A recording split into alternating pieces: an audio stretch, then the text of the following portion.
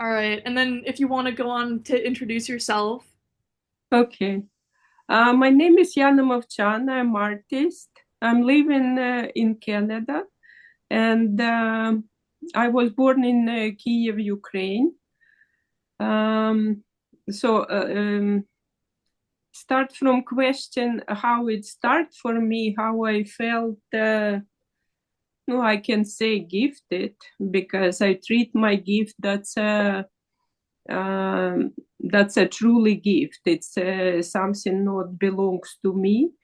It's like I came with it, and my mother, I remember, used to say, I start painting before I start talking. Not painting, drawing. I did my drawing. Um, I don't think I was two, and I draw not like a princess or something. My first painting drawing was running dogs. I don't know why, but I guess since I was little, I love animals.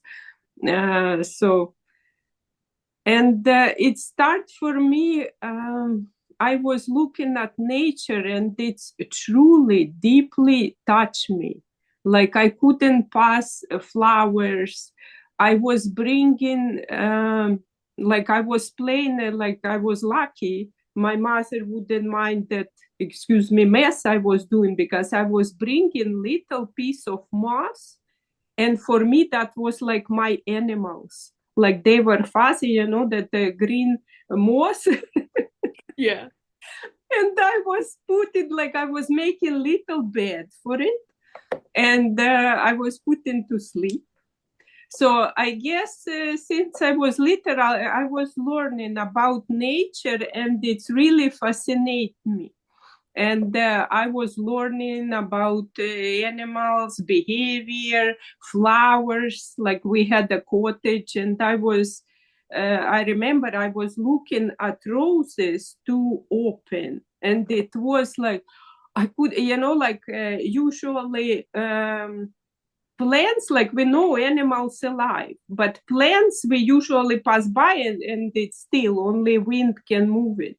Hmm. But like it was first time, like when I saw like flowers in front of me open, like I was really fascinated about.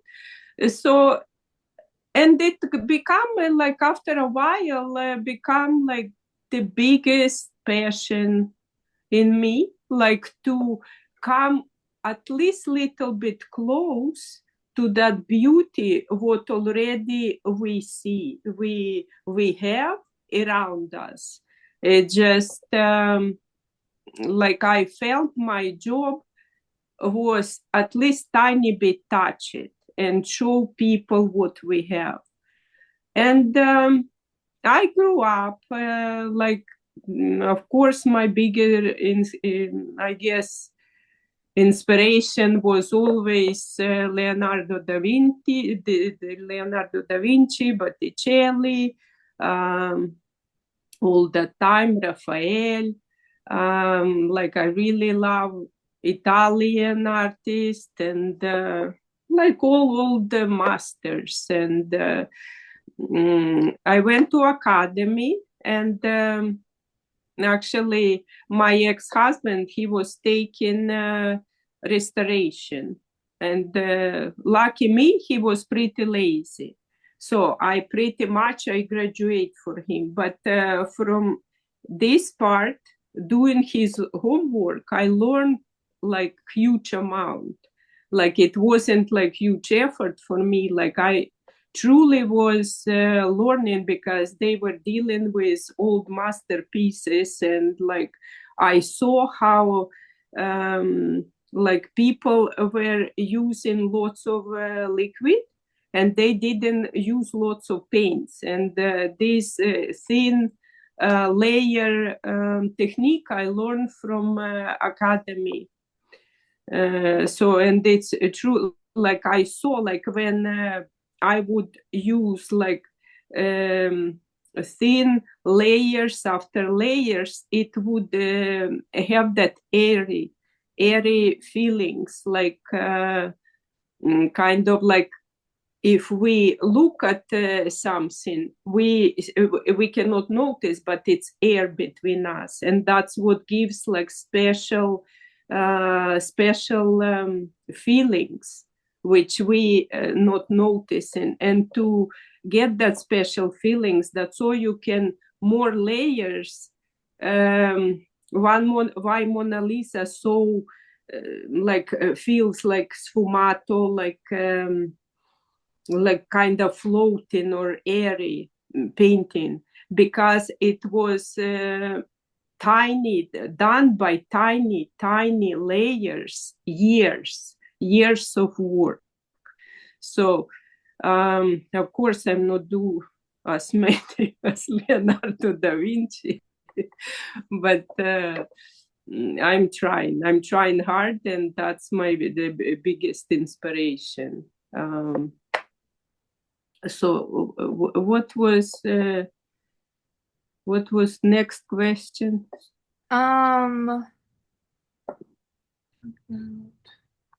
Can talk about subject material, your kind of style. Yeah, I can explain how I prepare, like to do more details. Yeah. I'm preparing canvas certain way. I'm buying white normal canvas, and after I cover 2 times with ochre.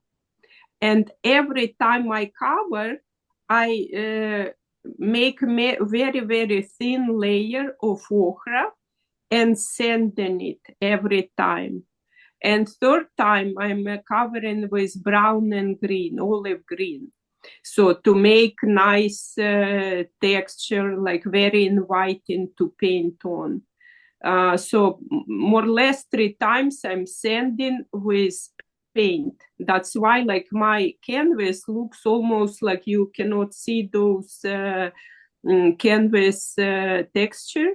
It should be like flat. That's why in olden days lots of paintings been done on wood, because wood is flat, and that's why artists could put like very tiny details which you even if you are masters, you won't be able to do on a bumpy canvas.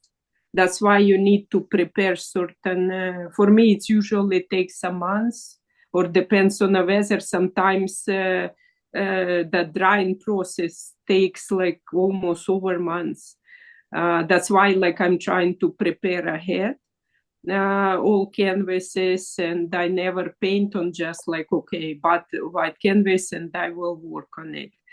So that's a big preparation. And in olden days, like I was trying before different colors, it just that brownish green works for me the best. But I know some artists in olden days, because like laser can see what underneath the paint, and some artists were using blue, and that blue going through painting and give certain palette to the painting.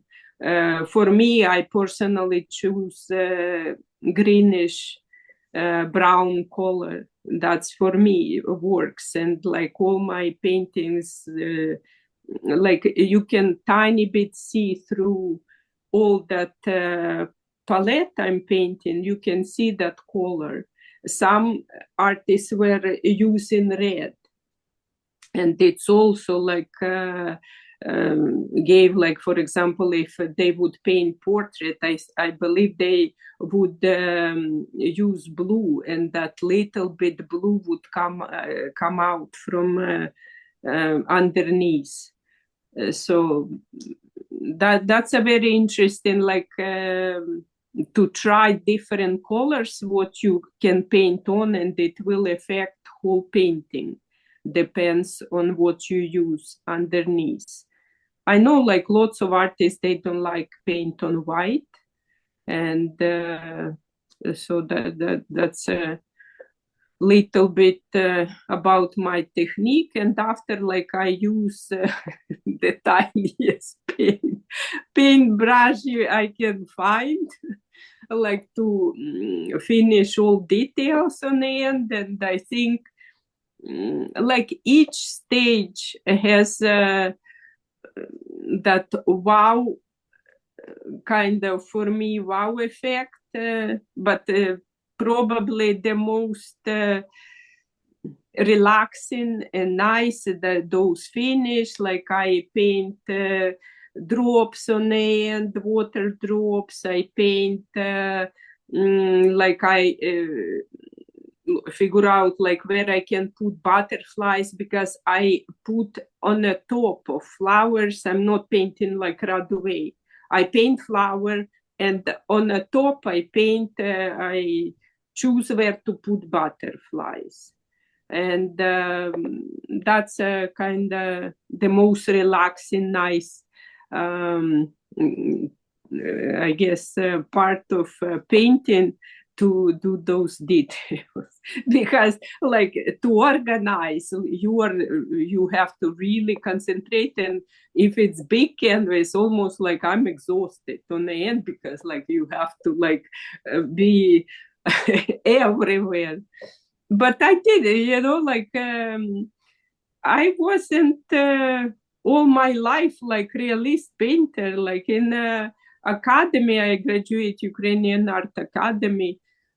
I tried different. I tried abstract. I tried different type of painting, like surrealism. I tried abstract. I tried very heavy, like like lots of paint on a canvas. So, but I felt not for me, and that was process, and I found myself, I'm pretty strong about, like, even like I remember somebody um, said to me, like, I love your painting because it's packed. And that description really would describe me, like what, like I tried, like I have a ability to paint, like lots of people like ask me, like, can you paint me just like one little flower on an empty canvas? I can, but it's not me. I did few times, like just for variety, but I felt lots of artists, like they feel it, and they can, like I feel, they can do better than me, to feel that air, to feel that emptiness and that peace. My what I feel, my strengths, it's in those busy, different type of moments. Like I treat sometimes like my still lives, it's alive.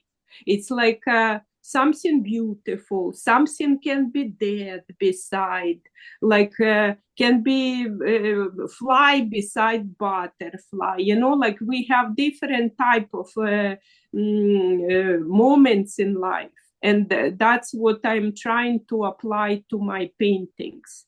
Like if you talk about deeper feelings, for me that's a um, little like example of our life, like which includes everything. It's include light, it's include dark, it's include colors, it's include something on a back which you almost cannot see and not notice. It can be flower, can be beautiful flower, can be petals on a like already on the floor. So that's what it like art for me, that's alive. What I see, like I pretty much I'm observing it, and I'm applying with my observation to canvases. That's really that I feel like that was so lovely.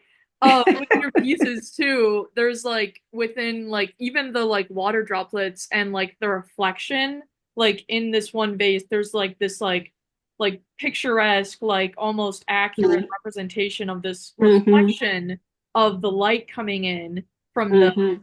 from the window. Do you you said like light, it's kind of like a meaning of like kind of like ups and downs of life, you said? Yes, yeah, yeah.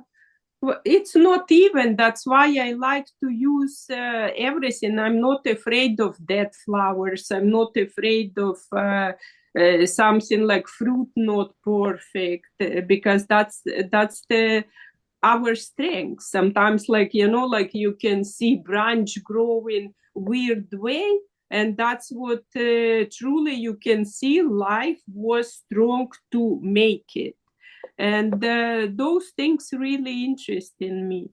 And I don't like perfect fruits. I don't like perfect flowers. I like crooked. I like how they truly like bend, and that's why like, if I'm going to store choosing my fruits for painting, like I choose my favorite season. That's when real fruits growing in a wild. Like I like those wild apples with some damage, something. So I like really to paint like real ones. So soon we're gonna start having it, and I will enjoy it.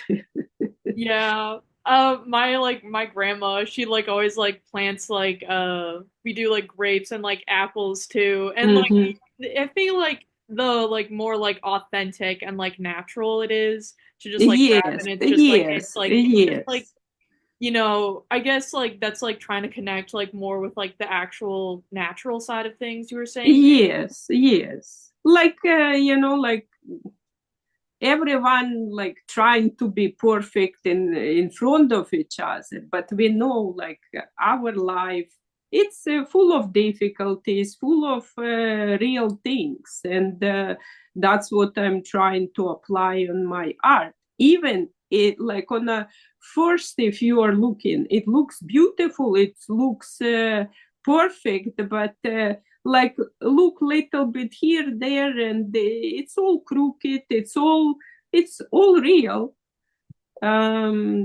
So like I like more that. That's why I like realism. It's called realism. Not perfect, not perfect. Yeah. So yeah. That's really good insight, honestly. I always like I'll see your paintings and I'll think like this is like the most like detailed piece with like so much like meaning and it's just like I see it and I think, "Oh wow, this is like literally perfect." And I honestly I think I need to look closer on some of these pieces because I do not see like the imperfections, but I can feel like the kind of like opening of like these flowers that you're trying to represent. And I feel like I see like the beauty more so than the crookedness. Like if you go on a website and just look at different paintings, I have quite a bit of just dead flowers with petals on I'm not sure like exactly on a certain paintings, but that's my idea. What's in front of me, I will paint what's in front of me. If flowers didn't start dying, or like it definitely doesn't suit to every painting. But what I like, I do not like to paint perfect. I do not like to paint like complete perfect bird, complete perfect flower. I like to add some natural. Oopsie. That's okay. That's okay. Oi, oi, oi, oi, See, we're not perfect. oh, yeah, Some of us are. not perfect, I guess. No, Yeah, so I like to add some life into every painting I paint. So that would be my idea. that's good. Let me see if I have some more questions. Um, so do I you think I think little bit I cover what you mentioned before, like all those questions. yeah. I have like a personal question. So you paint entirely from life. So like do you have like the bouquet up and then like as it goes like the Pretty flower? much, I'm joking. I cannot paint more or less anything without nature.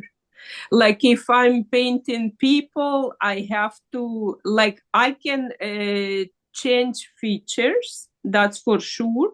Mhm. Like, but I need to see face in front, like to see how eyeball going into a skull. I need to see like hand, how like it's moving. Like I need see in front of me.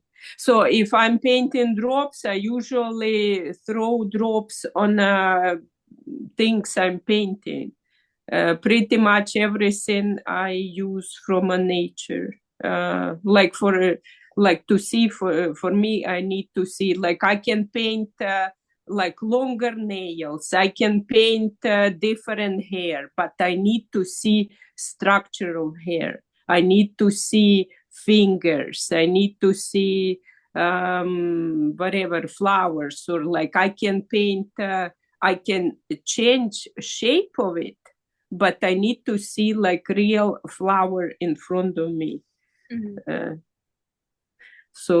with birds, like I wish to have a bird. Yeah, do you think it would like fly away a little bit?